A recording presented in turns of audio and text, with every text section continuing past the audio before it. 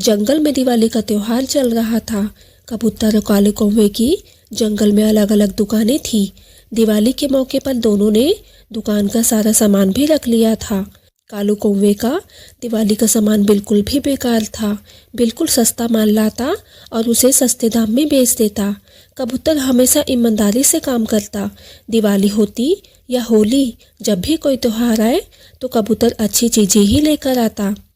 Uncle कौवे, ये लीजिए 50 रुपए, मुझे 3 अनार और बाकी की मिठाइयाँ दे दीजिए।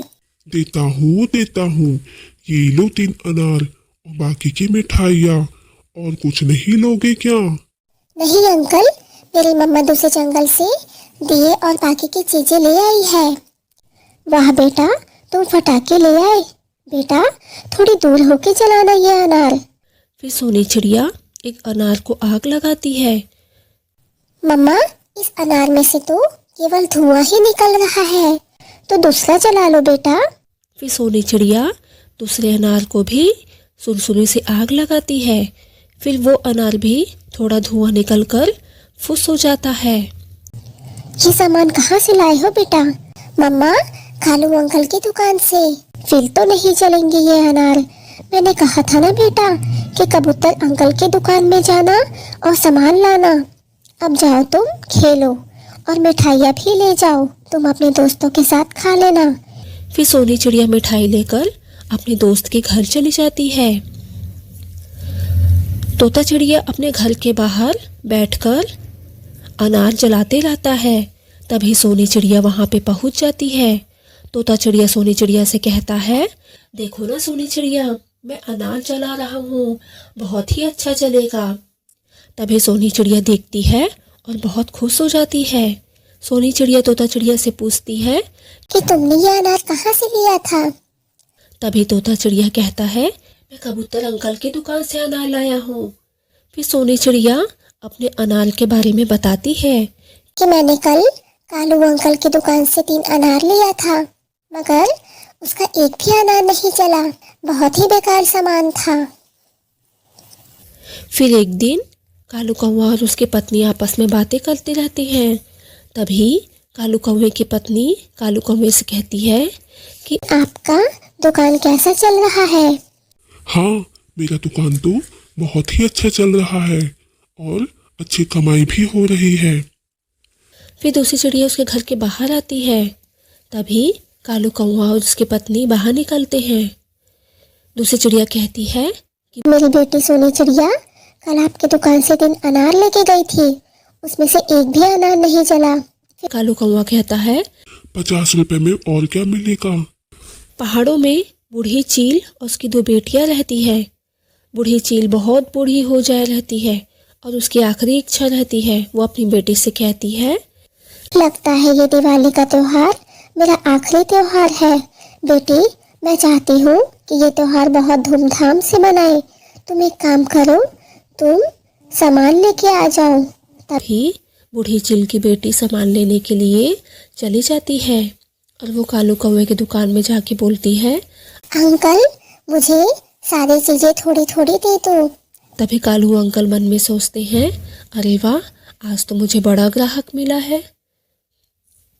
फिर वो बूढ़ी चील की बेटी से कहता है, ये लो 5 अनार, 5 फटाके, 5 रॉकेट और दिए भी डाल दिए हैं और मिठाइयाँ भी डाल दिया है। और कुछ चाहिए? नहीं अंकल, इतना ही बहुत है।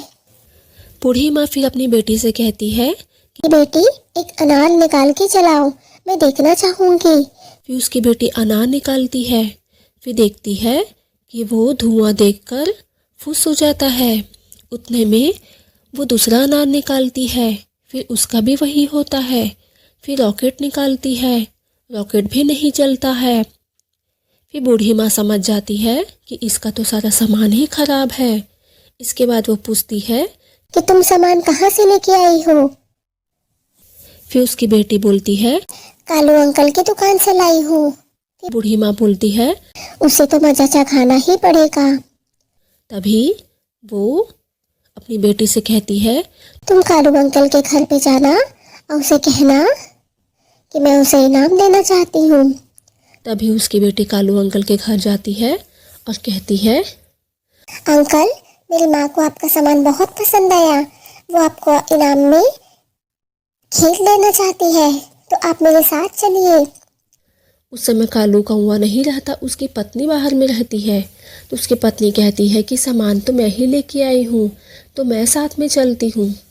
तभी वो दोनों निकल जाते हैं, बूढ़ी माँ के पास पहुँचते हैं। फिर बूढ़ी माँ कहती है, अच्छा, तो तुम्हारा ही दुकान है। फिर वो अपनी बेटी से कहती है। बेटी, जरा इसे उल्टा तो करो। इसके बाद 5 बार चप्पल से मारती है।